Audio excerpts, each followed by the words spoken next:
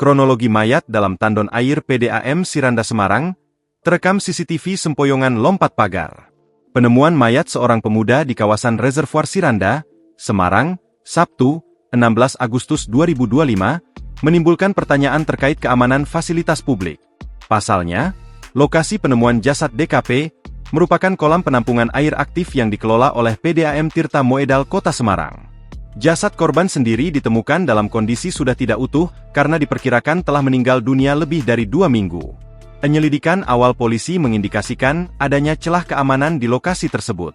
Wakil Kepala Satuan Reserse Kriminal, Wakasatreskrim, Polrestabes Semarang, Kompol Aris Munandar, mengatakan, pihaknya menemukan petunjuk dari rekaman kamera CCTV.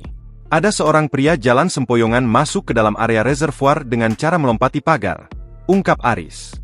Rekaman tersebut berasal dari tanggal yang sama saat korban dilaporkan hilang oleh keluarganya, yaitu pada akhir Juli 2025. Pihak keluarga telah melaporkan hilangnya DKP sejak 30 Juli 2025. Dari penelusuran keluarga, didapat informasi dari petugas keamanan hotel di sekitar lokasi bahwa sempat terjadi keributan pada dini hari saat korban menghilang. Informasi ini kini tengah didalami oleh pihak kepolisian untuk melihat kemungkinan adanya keterkaitan dengan kematian korban.